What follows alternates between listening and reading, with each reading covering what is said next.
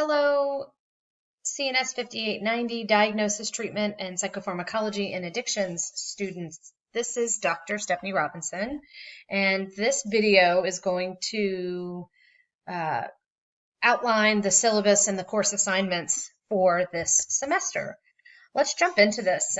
First off, right on the top of your syllabus is all of my information, the fact that we meet only online in Canvas. There's my office hours. Some of them are via WebEx and some of them are in person. You can see that there. Of course, if you need to meet with me outside of these hours, let's discuss that and make an appointment. Here's my office phone number. I don't know why that space is there. Oh, I see. Here's my office phone number and here's my office location, but mostly I can be reached by my cell phone and my email address. That's the best way to get in touch with me. I'm not often at Weinstein because I work predominantly in Wilmington.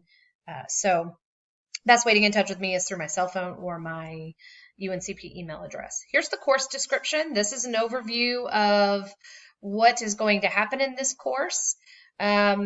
So please read that. I'm not going to go through every single bit of this because you all can read, and this is graduate school, but we're just going to kind of touch on the highlights. Here's what we expect that you will learn, course objectives, and then jumping into your textbook and web resources. This is the textbook right here, Psychopharmacology, Drugs, the Brain, and Behavior. If you have not received it yet,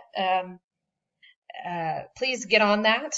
This is a very new textbook, as you can see, so it's pretty up to date. It's pretty fascinating, but it is also pretty content heavy, just FYI.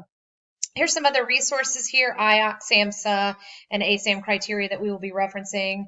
I will certainly be posting more resources online in Canvas, and you are responsible for all of the stuff that I post in Canvas. So just because an article isn't listed here doesn't mean you're not responsible for it. Here's some other suggested texts. Of course, the APA publication manual. Everything in this course should be written as though you are following the APA format. Maybe if it's a discussion post or something, it doesn't necessarily warrant some references unless I specifically tell you, but you should still be writing in a professional manner and trying to follow APA format as much as possible. Here's some additional resources, ACA and BCC, online writing lab, and then, of course, academic support for UNCP. Here's some course objectives and learning objectives. These are all CACREP standards that we follow, and what assignments and activities we will be doing that correspond. All of my communication will be via Canvas, email, or in person if we happen to schedule a meeting with each other.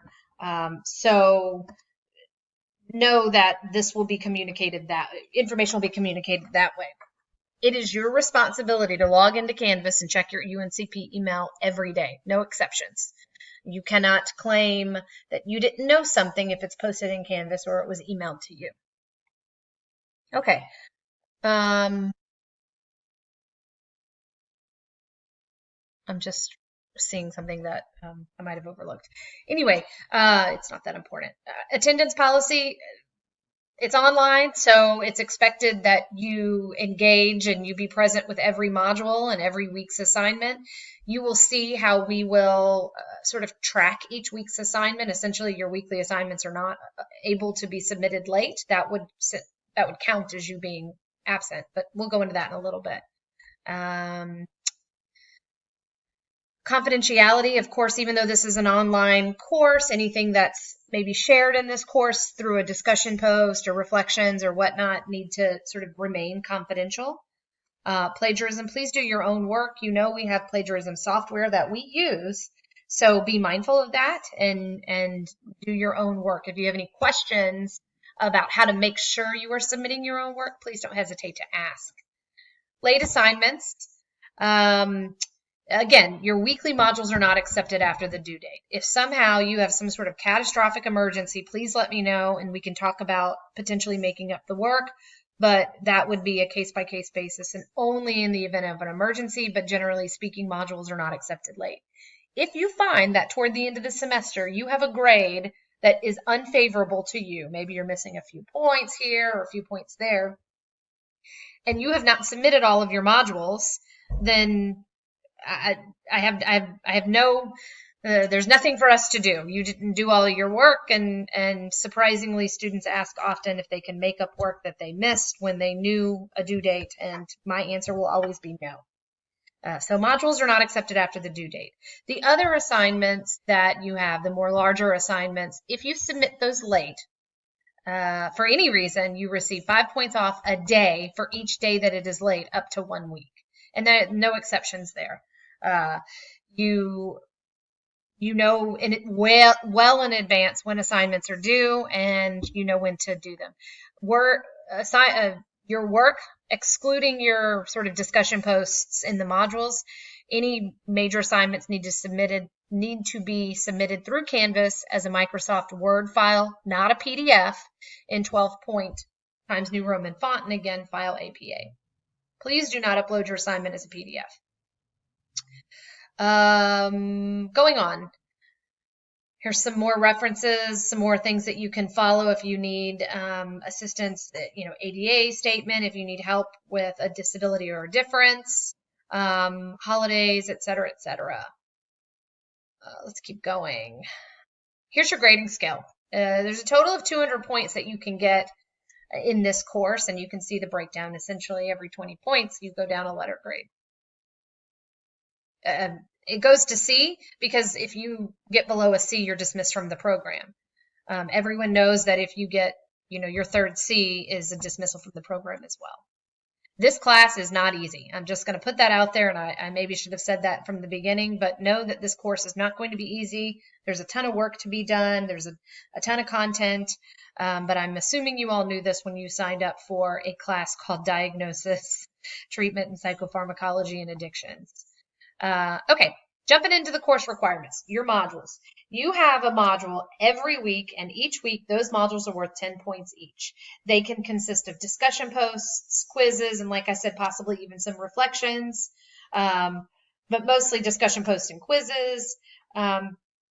These are not accepted late. Again, I'm going to repeat that. The prompt for the module will be open on Sunday at 12 a.m. and it will end at 11:59 on Saturday night.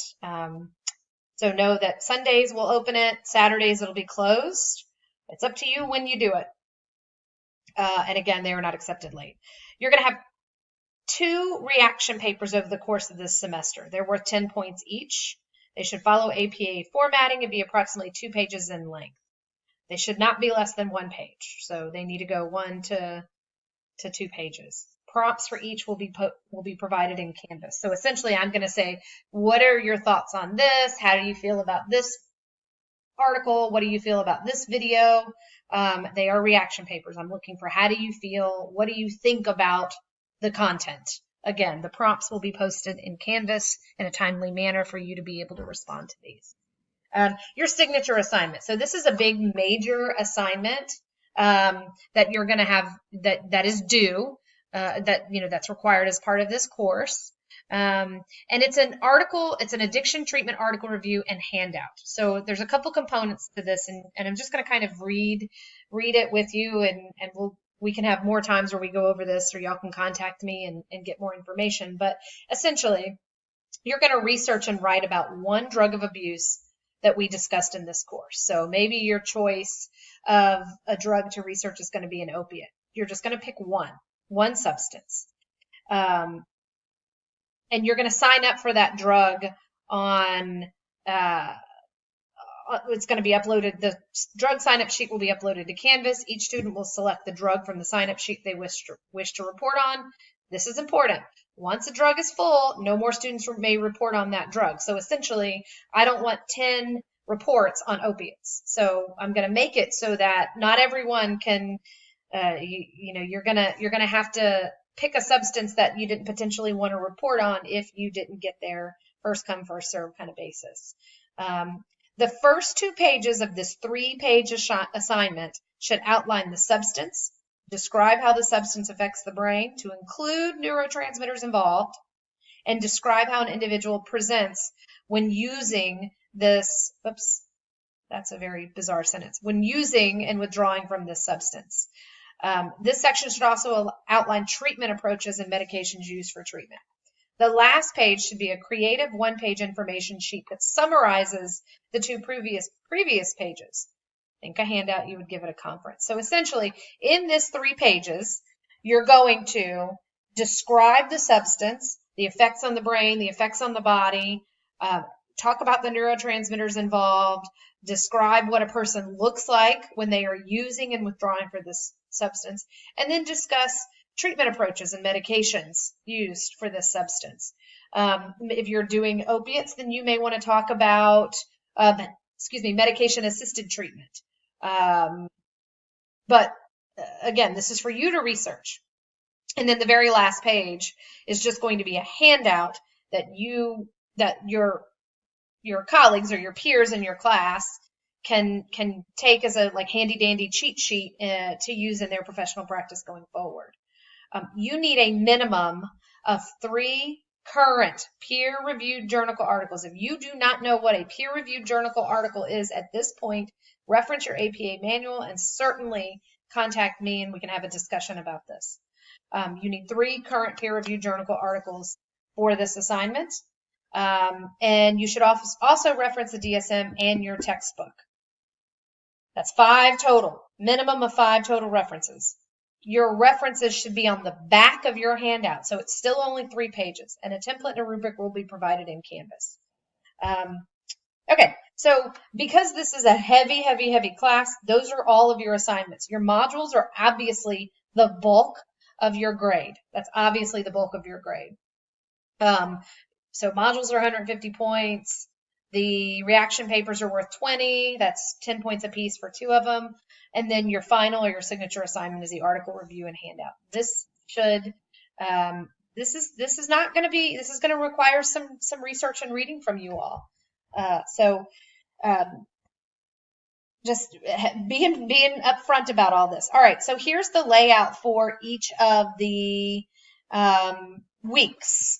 You can see the chapter information. So like for week 1, we're going to talk about chapter 1, and you're going to have some readings from the DSM. You all at this point should have a DSM, but if you do not, one, I would suggest that you get it because you need it if you haven't already had it. But if you do not, please, please, please let me know, and I can certainly possibly maybe scan in the sections. I really don't want to do that, but possibly scan in the sections so you can read them. But I think at this point, if I'm not mistaken, all of you should have had diagnosis and you should have the DSM. Let me know. Let me know if y'all do not have that.